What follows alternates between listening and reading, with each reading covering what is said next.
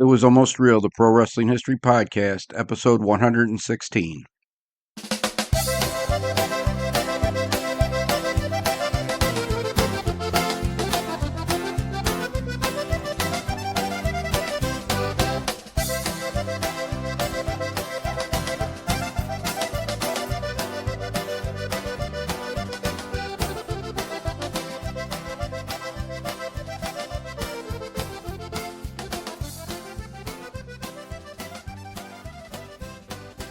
Hello and welcome to this episode of It Was Almost Real, the Pro Wrestling History Podcast. My name is Ken Zimmerman Jr., and this is the podcast dedicated to the history of professional wrestling from the 1860s to the 1930s.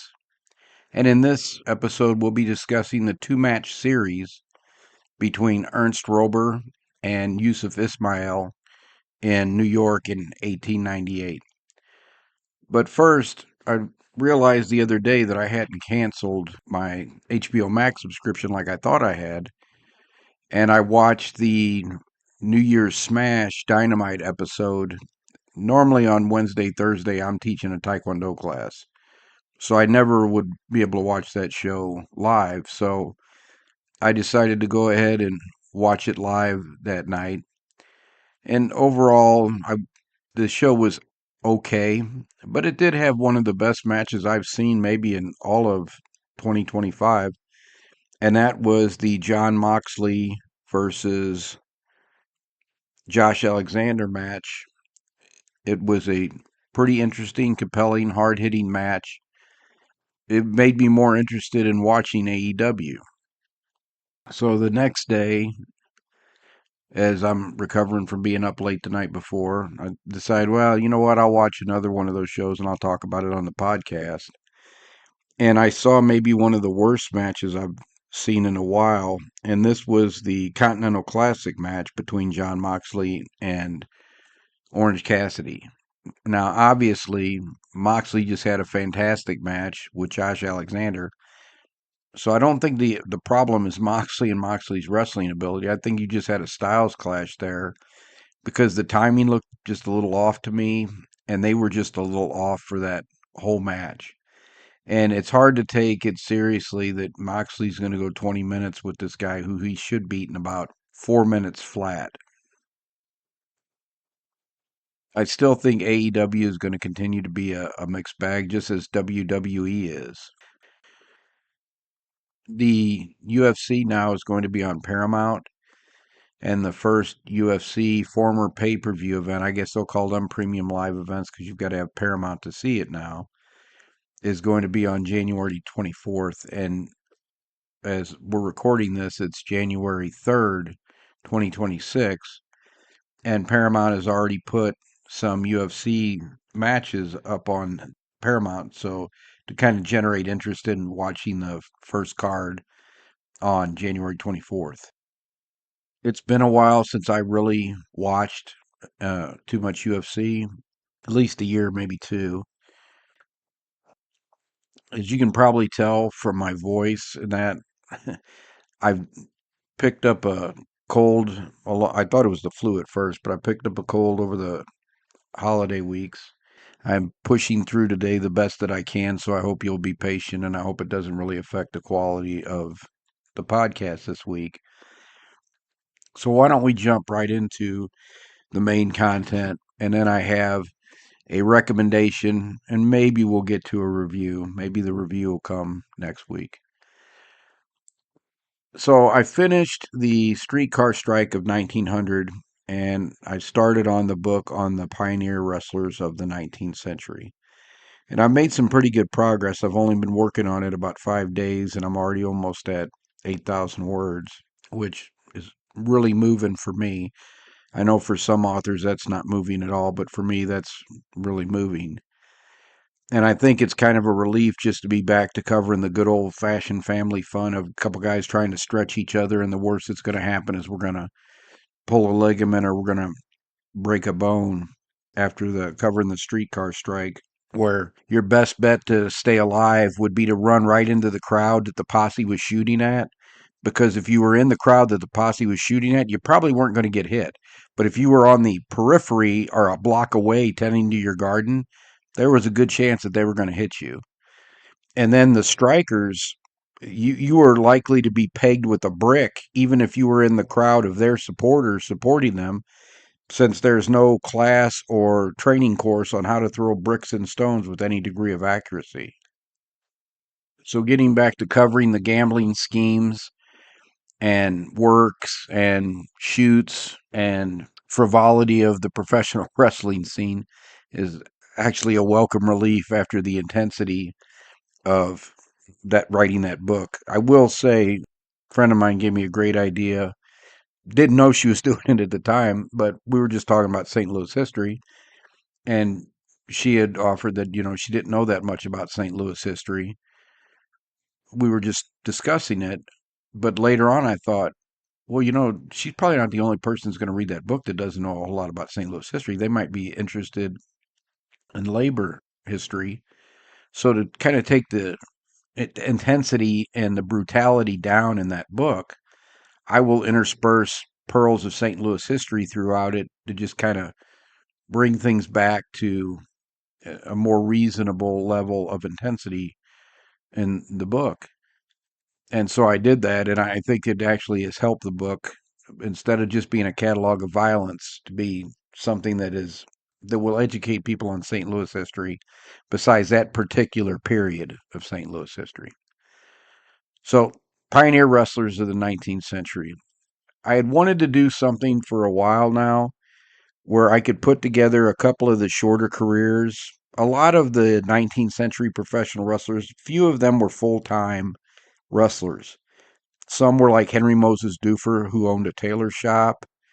Others were people that were like Joe Acton, who him and his manager ran a track in Philadelphia where they would do horse races, dog races, and actual people racing, and they would bet on those races, and that was the lion's share of their income. They only made a little bit of income off of wrestling and then any gambling they could generate on it. So you have and because travel is more difficult, they're not nearly as active as the 20th century wrestlers were. So with those two factors, a lot of the wrestlers had shorter careers, didn't have that many recorded matches. It's hard to do a book on a person when so little information about them is known, because if they didn't write an autobiography or somebody didn't do a biography on them, which autobiography is better than a biography, because at least the autobiography, as long as that person wrote it or the writer who did write it was ghostwriting it for them and they were heavily involved, doesn't mean it's going to be accurate.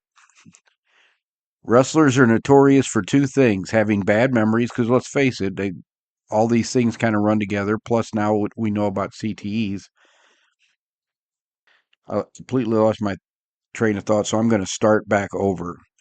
It doesn't mean it's accurate, because wrestlers do two things. One, things kind of blur together in their career, particular the more active they were.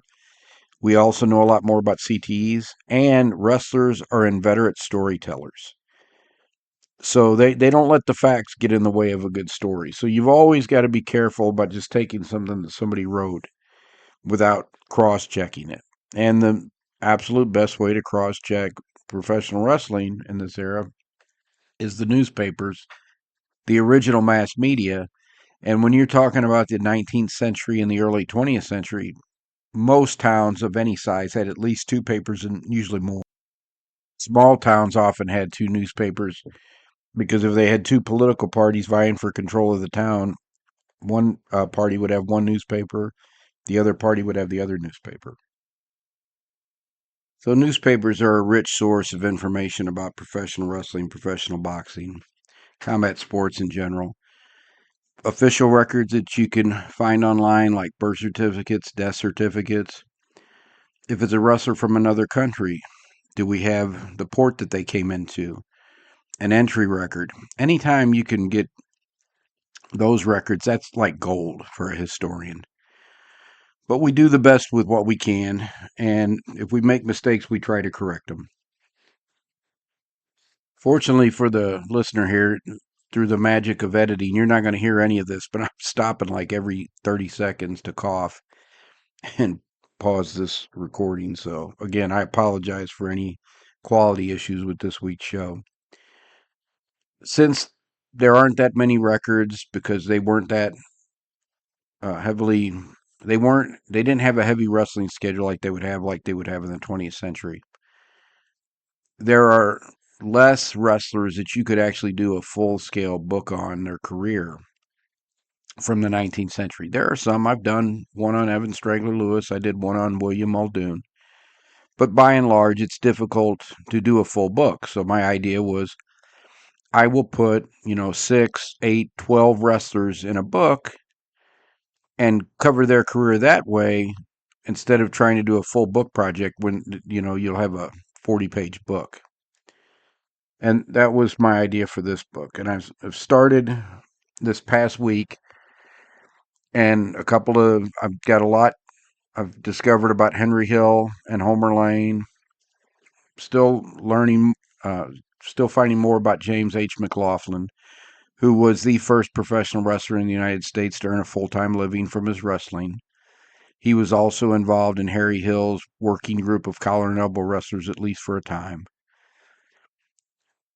And I went back, and one of the chapters I knew was going to be Yusuf Ismail, because Yusuf Ismail, who was billed in the United States as Yusuf the Terrible Turk, he was actually born in the Ottoman Empire in an area that is now part of Bulgaria. And he was born to a family of Muslim Turks in this area of the Ottoman Empire. He was 41 years old and already a well known wrestler in Europe when Ismail came to the United States. And he was only here from February or March till July 4th of 1898. But in that short time, he basically wreaked havoc on the United States professional wrestling scene. He was able to do this just because he was a strong, powerful guy. He was not a great wrestler by technique, but he was such a large man. He was 6'2" or 6'3", and he weighed, depending on which accounts you read, but I've seen pretty consistently he's around 254 pounds. You'll see some that have him at 310. You'll have others that say he was 240. But most of the accounts that I've found, he's in the 250 to 260 range. He's 6'2", and he normally has about a 70-pound weight advantage over every wrestler that he takes on. He beat Tom Jenkins. Tom Jenkins was not the American Heavyweight Wrestling Champion yet. As a matter of fact, before we go in and we talk about the matches with Roeber, one thing I want to clear up, I talked about this in Shooting or Working, the history of the American Heavyweight Wrestling Championship, but I want to state it emphatically here. And I may have talked about this in previous podcasts, but since I'm assuming nobody's going to go back and listen to all 115 episodes, I'm fine repeating stuff going forward.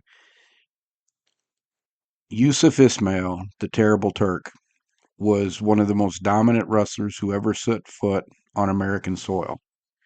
And he beat Evan Strangler Lewis and Thomas Jenkins and dominated every other match that he was in, even when he didn't win. But he was never the American Heavyweight Wrestling Champion. They tried to claim this. Now, it wasn't Yusuf Ismail, but people tried to claim he had lineage as the American Heavyweight Champion because he had beaten Tom Jenkins and Evan Strangler Lewis. The problem with both of those scenarios is it was at least a year before Tom Jenkins beat Dan McLeod for the American Heavyweight Wrestling Championship. And Evan Strangler Lewis wrestled him June 20th, 1898. Yet Evan Strangler Lewis had lost the American Heavyweight Championship to Martin Farmer Burns in 1895. So not only did Jenkins nor Evan Lewis have a valid claim to the title, Martin Farmer Burns, who had beaten Lewis for the title in 1895, was not even the champion anymore. Dan McLeod had beaten Burns in 1897, so Dan McLeod was actually the current American Heavyweight Wrestling Champion Ernst Roeber at one time had a claim to the American heavyweight Greco-Roman wrestling championship. Roeber had been William Muldoon's protege, and William Muldoon had hoped that the American fans would accept Roeber as the world heavyweight Greco-Roman wrestling champion, which Muldoon had been when Muldoon retired in 1889. But the fans did not accept him, and they recognized him as the American heavyweight Greco-Roman wrestling champion, which Roeber lost the unification match with the American heavyweight wrestling champion, who that was a catch wrestling belt, and that was Evan Strangler Lewis in 1893. So Roeber had not had a claim to the title for 4 years, 5 years. The problem is in professional wrestling, everything's a little murky. Even after people would lose titles, they would still claim titles. Then other people would beat them and they would claim the titles. That's why it's very hard to get a true lineage on world titles. So Yusuf Ismail, great wrestler, dominating wrestler, does not have a valid claim to the American Heavyweight Wrestling Championship. Although, yes, I believe he could have beat Dan McLeod just like he beat almost everybody else. No one beat Ismail except by foul. He was DQ'd in at least one match, and he pretty much dominated everybody he got into the ring with for the most part. So let's talk about the two match series with Ernest Roeber. Ernest Roeber. He's in the newspapers. He is both Ernest Roeber and Ernst Roeber, but I believe his name is actually Ernest Roeber.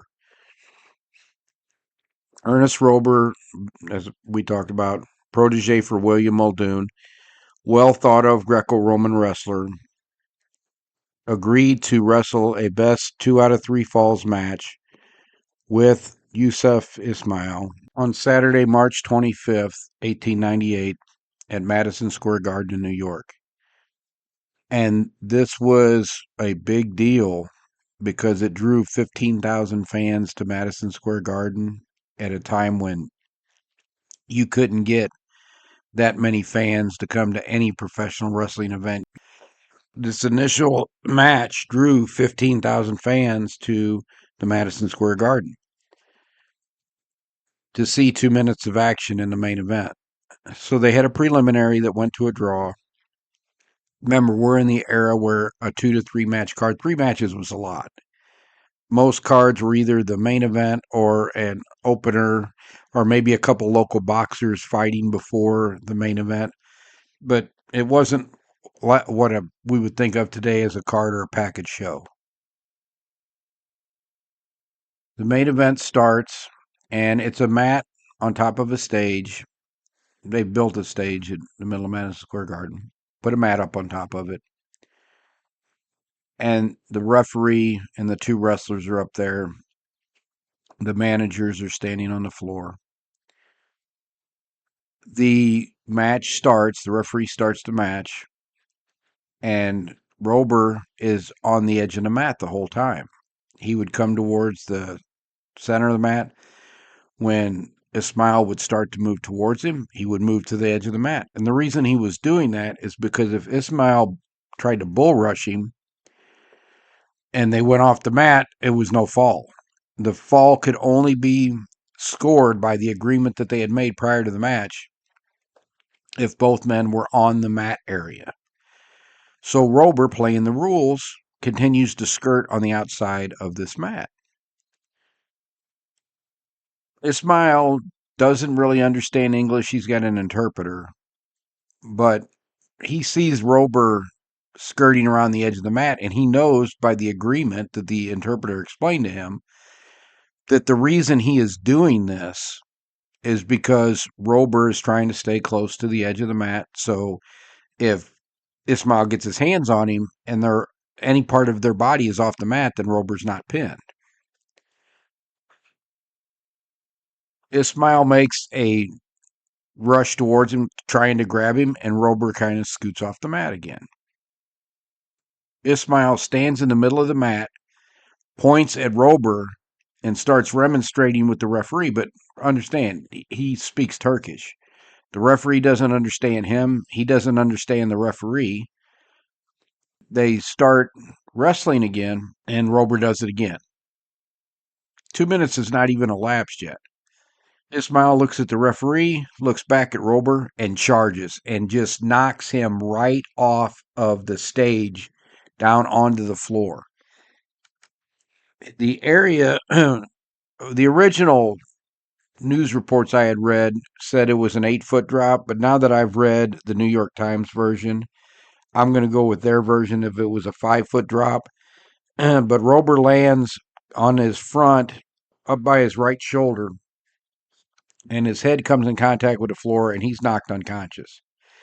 Now, Hugh Leonard, who was the referee for this match, did throw some doubt that it was actually the floor that knocked Roeber out, because he said when Ismail rushed at Roeber and knocked him off the stage, his elbow had hit Roeber in the head on purpose, and that's what knocked Roeber unconscious. Roeber, for his part, couldn't tell. He couldn't tell if it was an elbow that had knocked him out or if the floor knocked him out, because he didn't remember. He just remembered waking up with the doctor standing over him and his back really hurting. So the doctors told the referee, Hugh Leonard, he cannot go on. He's got a sprained back, a contusion on his right shoulder, and a concussion. Hugh Leonard calls off the match and disqualifies Ismail. So Roeber is the winner on the foul. 2 minutes into this match, where the only action the spectators have seen that just paid good money to come here was for Roeber to skirt around the outside of the edge for a few minutes, and then for 2 minutes actually, and then for Ismail to knock him off the stage and knock him unconscious. The fans are not happy, to put it mildly. The chief of police is here because it was such a big crowd. He came out, Chief of Police John McCullough, and he immediately has his officers surround the stage because he knows something bad's getting ready to happen. And he tells them, get the Yusuf Ismail out of here. Because the fans they started calling it a fake, which it's always funny what fans think is fake and what they think is legitimate. There are so many times that you'll go back in the 19th century and early 20th century, in matches where the wrestlers are actually contesting legitimately, the fans will think it's fake because something odd will happen. So if something odd happens, they immediately think, oh, this is fake, instead of, no, this was legitimate and got out of hand really quickly. Then there's other things that they thought they saw a square wrestling contest, and we know either by everybody's in agreement, no, this was at work, or we have the responsible parties saying later on after they retired and everything, oh yeah, we were cooperating on that. That they don't think are works that are actually works. It's because, one, they were trying to fool people, and two, it was hard to tell. They're yelling fake, kill the Turk. So Chief McCullough gets them to take the Yusuf Ismail to the back so that he can't be attacked. William Brady, who is Yusuf Ismail's promoter and the promoter for the event, realizes how upset the fans are. And he tells Chief McCullough, I've got Tom Connors, the English catch wrestler here, and he'll come on and wrestle an exhibition with Ismail so the people can at least get their money's worth. And the chief says, no way, they're probably going to kill him if he comes back out here. We're not going to have this. He tells all the officers to open all the doors to Madison Square Garden, and he forces all the spectators to leave. 2 minutes of action, they paid all that money. Roeber wants a rematch, and William Brady and Robert Julian, who is Roeber's manager, agree. But they know there's no way they're getting 15,000 fans to come back after this fiasco. So they book it for Saturday, April 30th at the Metropolitan Opera House, which held about 6,000 people, and they get close to a capacity crowd for that match. This time, Roeber doesn't try to avoid by going out around the edge of the mat, and the organizers not only rope the mat. So before, wrestling rings were widely used in professional wrestling. Most of the time, the wrestling would occur on mats on a stage or a platform. Hence, opera houses were a pretty popular venue to have wrestling it. So the New York International Wrestling Tournament was at the Manhattan Opera House. The opera houses in Louisville and Lexington were used often for wrestling matches in the 19 teens because you got that stage area already set. All you have to do is put a mat on top of it. They would put ropes like the old usher ropes. If you were a fan of wrestling in the 1970s, 1980s, a lot of times the ring would be roped off. Now they use the steel barricades or you've got the wooden barricades built, but back then it was a like an usher pole with a rope or one of those fancy velvet ropes that you see at the movie theaters. That was the area that they had rope. And well, they would do the same thing. They would put those around the mat to try to keep the wrestlers from going out. For this one, they did that. They had the usher poles with the ropes around them put around the stage to try to keep the wrestlers from going off the stage. Now, this match is not going, it's going to be just as controversial, but we're not going to have anybody thrown off the stage this time. But the ropes and the pole are going to come into this match. So instead of skirting the sides, like I said, Roeber comes right to the center of the mat and they tie up immediately. And Ismail takes Roeber to the ground on his hands and knees almost as soon as the match starts, but he can't do a whole lot with him. Roeber is an excellent defensive wrestler, particularly with Greco-Roman wrestling, and Ismail cannot grab legs or anything. He has to just focus on the upper body in this Greco-Roman fall. So he's having a hard time turning Roeber. And at one point, he gets a hammerlock and he almost has Roeber turned over, but Roeber is able to slip that without breaking his arm. Many of the newspaper reporters covering the match said they didn't know how he didn't break his arm, but he was able to slip the hold without breaking his arm, which really ticked off Ismail, who's back to having a waist hold. And they're kind of by the one side of the mat.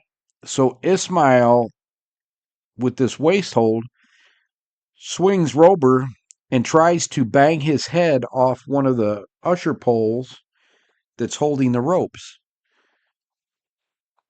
Nothing happens right away because Roeber kind of looks puzzled at him and thinks, well, maybe it was a mistake. Maybe he didn't mean to do that. They wrestle for about another 5 or 10 minutes, and then they get into another side of the ring where they're by one of the usher poles again. Ismail kind of stands up almost to his feet, and he's got that waist hold so he can get a little bit more momentum, and then he swings Roeber headfirst into that pole. Now Roeber knows this was not accidental the first time. Twice now you've tried to bang my head off one of these usher poles. The referee starts pushing Ismail, who releases his hold, and Roeber turns around and punches Ismail in the face twice. If you know anything about professional wrestling in the 19th century, you know a punch was automatic DQ. Ismail starts to come towards Roeber, who's ready to go for round two. And at the same time, William Brady, Ismail's manager, who's also a theatrical manager and who is also a boxing manager and is the manager of James J. Corbett, jumps up onto the ring. Well, Bob Fitzsimmons, whose manager is Robert Julian, the manager of Ernest Roeber, and Corbett's opponent, who beat him for the World Heavyweight Championship, sees Brady jump in the ring. So Bob Fitzsimmons, the World Heavyweight Boxing Champion, jumps up in the ring, and he shoves Brady off the stage onto the reporter's table. And Brady tries to get back in, and Fitzsimmons dumps him right back out immediately. Well, now the police are really worried because, yes, it's a much smaller crowd. You've only got 6,000 people here, but we also have two wrestlers duking it out on the stage, and the World Heavyweight Boxing Champion has just joined them. So it's not Chief of Police McCullough there this time. It's Captain Sheehan, and Captain Sheehan sends 4 officers over to Bob Fitzsimmons and says, would you ask Mr. Fitzsimmons to leave the ring, and hopefully this won't get physical? But of course, the officers all put their clubs behind their legs just in case. But Fitzsimmons does leave the ring. The police, about 10 police officers, get them separated. They have a discussion. Both of the corners are on the edge of the ring screaming foul. Now that they've got the wrestlers separated, the police are on the stage, on the mat. They've got everybody separated. Brady is standing on the floor because he's already been pitched out off the stage twice by Bob Fitzsimmons. And Robert Julian is kind of kneeling on the side of the stage, yelling that Roeber should win because of the obvious 2 times that Ismail tried to spike his head off the poles. William Brady is saying Roeber punched Ismail twice. He has to be disqualified. And the referee says, "You're both right. They're both disqualified. It's a no contest." And then he gets off the stage and gets out of there because he knows this crowd is furious again. They're yelling fake. They're yelling kill the Turk. So the police start escorting the wrestlers back to the dressing room. They take Ismail first and get him back there, and then they take Roeber, and then they clear the Metropolitan Opera House. And then there were no more attempts to put that match back on in New York City. The fans had had enough of the two of them. Strangely enough, Ismail will wrestle one more match that he dominated in New York City before he tries to return to Bulgaria. Ismail wrestles about 6 or 7 matches while he's here, including a couple of exhibitions. He was very dominant, and he wins a lot of money. And unfortunately, the winning of that lot of money and the way he chose to go back to the Ottoman Empire and the fact that he's carrying so much money and gold on him lead to his untimely death on his way back. He never gets to open the coffee shop. His whole reason for coming to the United States was he wanted to make enough money in just a few months to open a coffee shop back in his hometown. And he had made enough money in the United States to do that and was traveling back when he dies. And that is a story either for another podcast or you can pick up the book and you'll be able to see what happened as well. I hope you'll be indulgent with me and we can just skip the review this week. Let's talk about the recommendations and then we'll close it up. So, the recommendations this week, and this is one that's not going to be really wrestling related. Over the holidays, I had a chance to watch the 4th season of a series that I really like called Babylon Berlin. And I originally saw it on Netflix about 4 years ago. So when I left the university for the first time in 2020, because of COVID pandemic and my position being eliminated, besides working on my business and everything, I had kind of taken a tour around the world on Netflix, looking at the different movies and television shows from the different countries from around the world. And when I was looking at Germany's, the show I watched was Babylon Berlin, which got me reading a series of books that this series is loosely based on. The first book is called Babylon Berlin, and it's a 10-book series written by Volker Kreuzer. And I'll have links to all of this in the show notes at kenzermanjr.com/episode 116. It's about police officers, the end of the Weimar Republic period, going into when Adolf Hitler and the Nazis took over Germany in 1933. And it's 10 books, at least the last time I checked, there were 10 books that cover the time from 1929 to 1938. There's only 5 of them that have been translated into English, and I've read all 5 of them. Highly recommend the book series as well. I will tell you, I like the Garian Wrath in the television series better than I like the Garian Wrath in the books. Charlotta, or Charlie in the books, the main female character, I like in the series better than I like. Oh, no, I'm sorry. I like Charlie. I love Liv Liz Freeze, who plays Charlotta in the series. But I like the way that they wrote her in the book better than I did the way they wrote her in the series, although the 4th series was really good and was more in line with the books. The reason I'm recommending this, both the TV series and the book series, and if They translate the other 5 books in English. I don't know that I'm going to read them because it's pretty heavy. And the reason I was fascinated by this show and that I've always wondered, how do you operate in a society controlled by the Nazis yet keep your integrity, particularly when you're in a job like being a police officer? This series delves into that, and I that's one of the things I found most fascinating about it. Now, one of the reasons I'm not that interested in reading the last 5 books is my guess is both Gary and Charlotta are probably going to get killed at some point, because I also think the answer to my question is not forever or not for long. You may be able to survive in that system for a while, but at some point you're going to be forced to make a choice, and you're going to be forced to stand for your principles or just cave in and be one of the monsters that you're trying to avoid becoming. So I think that the series probably ends with both of them being killed by the Nazis. So on that cheery note, why don't we end this week's episode?